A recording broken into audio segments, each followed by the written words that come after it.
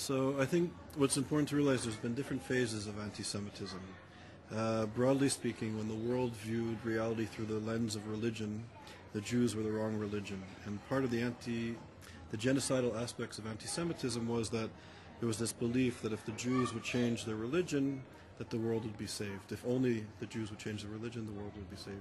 And then we go through periods where the world perceived reality through the lens of nationalism, of national identity, of race, of ethnicity, of biology, and the Jews were the wrong group. And also, the genocidal aspect of anti-Semitism was that if the Jewish race would be removed from society or move away or be exterminated, the world, the nation would be saved, the race would be saved.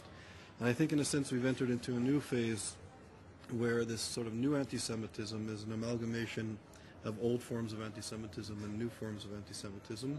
And the focus of the new form of anti-Semitism is really Israel. And Israel is I guess you would say, the Jew among the nations. And that the demonization and delegitimization of Israel on a global scale is really an extraordinarily serious issue, and an issue that many scholars and decision makers, I don't think, quite yet realize the gravity of it. That this attack is an attack on civilization. You know, what begins with the Jews in terms of anti-Semitism never ends with the Jews. It's always other marginal groups become the next victim of the virus or the disease of anti-Semitism.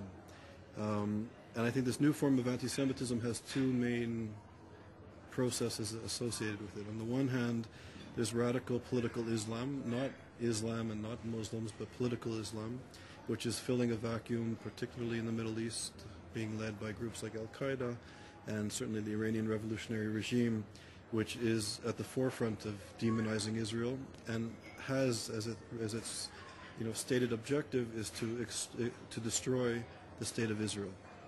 So on the one hand, you have this very overt, open, honest, straightforward, genocidal anti-Semitism, a call to destroy the state of Israel, a call to kill Jews in the Middle East. And then on the other hand, you have sort of an acquiescence by liberal Western intellectuals and human rights organizations to take this threat seriously. So while Iran builds a nuclear bomb, while Iran uses its embassies and consulates and publishing houses to distribute the protocols of the Elders of Zion, sort of an updated version of the protocols. And the protocols was a forged document, and they emerged in the late 1800s in France and Russia, and really paved the way for the Shoah, and played a very important role to dehumanize and demonize the Jews of Europe.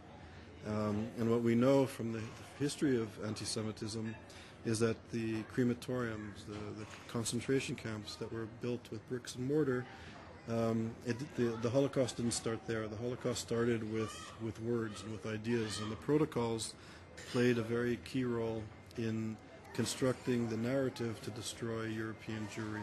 Now, this most pernicious form of genocidal anti-Semitism, which comes from Europe, is now being used by radical Islam and others as well in the Middle East to dehumanize and demonize Israel. And it's being exported throughout the world, throughout Africa, North and South America. There's 12 publishing houses in Turkey disseminating it. Hamas has in its charter, in its constitution, its raison d'etre, takes the protocols and fuses it throughout. It's a theme that runs throughout the charter. When Ahmadinejad addresses the United Nations, he actually uses the narrative of the protocols of the Elders of Zion to describe Israel and to describe American Jewry and world Jewry. And this is, if not as dangerous, perhaps even more dangerous than Iran's nuclear weapons program. That this is really a disease which is starting to be exported and spread throughout the world and poses a really significant danger not only to the Jewish people but to basic humanity, human decency, and democracy. This is an attack on the basic principles of democracy, of human rights, and international law, and must be understood in those terms. We need, I think, as educators, to really get this point across to educators throughout the world who deal with issues such as this, and to decision makers and social policy makers to really look at this as a crucial issue that is, in the words of the chief rabbi, of the United Kingdom, Rabbi Sachs, that this is part of a tsunami of anti-Semitism which is sweeping the world.